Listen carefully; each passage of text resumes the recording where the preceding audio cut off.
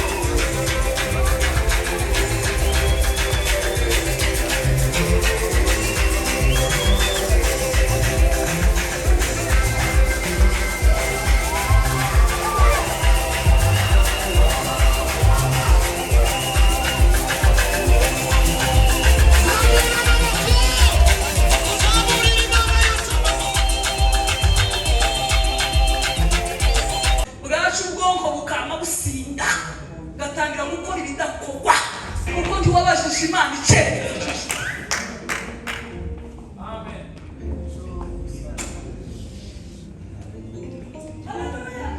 Ukagendana n'abanyamagambo utagiraga amagambo, abantu bakagambana mu cyumba ukumva gusa ko baravuga abantu. Uzubaza Imana ngo ese umwaka kutangiye hagarara. Urashaka ko ngendana nawe, urashaka ko nzaza nawe, sinkambari ngo kwaza abantu. Umuntu uzi kwaza abantu nta mukunwa, kuko iz'Imana byose biza bigwa neza. Amasengesho ugahobotera umwuka akabanga zose usenze ntabirimo. Imana iragushaka hirya, Imana iragushaka hirya, Imana iragushaka hirya. Wanaga mbona nasenge ibintu ngo ntizasuzwe ngo mbona hasubijwe ibintu. Umwuka yakuvugiye ku Mana neza ibigukwiriye. Ikindi umwuka w'Imana azakora asigaye iminota ine, azaduha kwera imbuto zikwiriye abihanye.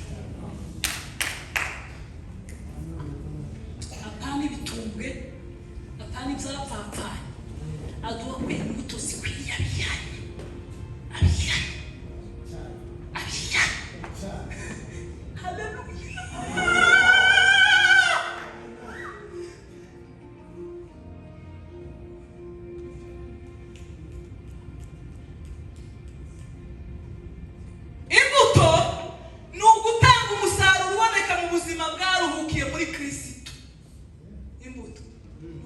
Umusaruro w'ubuzima bwahawe ikiruhuko muri Kristo. Ubuzima buruhutse uzabugaragara neza, uzabuvuga neza. Iyo umuntu afite stress, niyo mpamvu mufite stress, umuntu wa stress azatera stress abandi. Ariko imbuto ni umusaruro uvuye mu buzima bwaruhutse muri Kristo. Bwaruhukiye muri Kristo. Twarangiza kubera ko twaruhukiye Kristo. Muri Yesu yaravuze ngo ndi umwami w'amahoro. Umwami w'amahoro, ukazana amahoro kuko ubuzima bwawe buruhukiye muri Kristo. N'urukundo, ukazana urukundo kuko ubuzima bwawe bwaruhukiye muri Kristo. Ndumugira neza, ukazana umugira neza kuko ubuzima bwawe bwaruhukiye muri Kristo.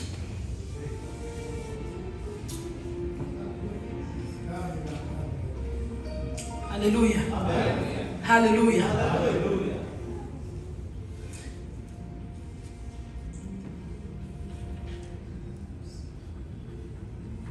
Ibiranga ubuzima bwera imbuto icyambere ni ukugira ubuzima buhamye imbere y'Imana. Biza biranga umuntu ugira ubuzima bwera imbuto, azagira ubuzima buhamye, ntaza hindurwa n'ibiri.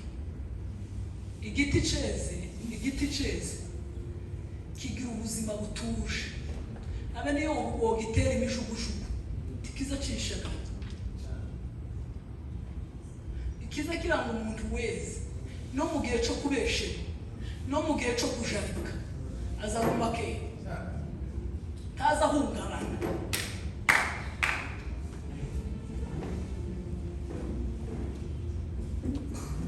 Haleluya, haleluya. Ikiranga umuntu wera imbuto agenda kuza ubuzima bwo gutunga ijambo ry'Imana muri we. Kuko ubuzima bwawe bwaruhukiye muri Kristo, buhora bushakisha iby'ubuzima bwawe wiruhura. Kandi aho dushakira ubwo buzima bw'imbuto ni mu ijambo ry'Imana. Ikindi kandi ikiranga umuntu ugira ubuzima bwera imbuto, ahora ahinduka intangarugero mu bandi. Intangarugero, icyitegererezo. Akavuga ngo uyu muhungu azayirinda, uyu muhungu azagira burya, uyu muhungu agira amahoro, uyu muhungu, uyu mukobwa, uyu mugore, uyu musaza agira ubuzima burangwa n'icyitegererezo, agira ubuzima burangwa n'intangarugero. Bizivuga ngo tuba abana b'Imana batagira intege, ngo hagati ya n'iki gihe cy'ubwo kigoranye, ngo abo tubonekeramo nk'amatabaza Abafilipi 4:14-15. Tuba abana b'Imana batagira intege, inyangamugayo. Tuba inyangamugayo. Amagambo yawe azaba inyangamugayo. Wabisomye neza papa? Umuntu uri mu kuvuga amagambo akamera nka video, nka kaseti yayivuga. Nageze mbona kera za bande zigira utuzingo zikazibu. Umukristo azavuga amagambo agatunduruka. Umukristo utaragira n'umwuka ukubwira ngo vuga make. Umukristo azavuga make. Umukristo uzumira ki kabandi atundurutse. Iyo yanakwabuza n'abantu bakarara ikazenguka.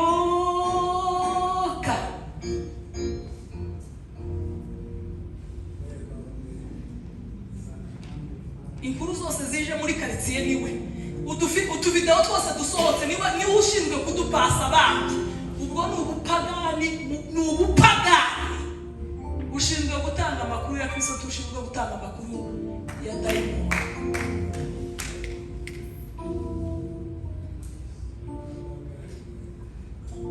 Impamvu tugomba kwera imbuto. Iyo tweze imbuto tuba tugaragaje ko Kristo ari mu buzima bwacu. Tuvuge ngo amen. Tugaragaza ko Kristo ari mu buzima bwacu. Yisomye Yohana 15:8 aravuga ngo ibyo nibyo byubahisha data, nuko mwera imbuto nyinshi mukaba bigishwa banje. Iyo tweze imbuto bigaragaza ko Kristo ari muri twe. Bemargafa.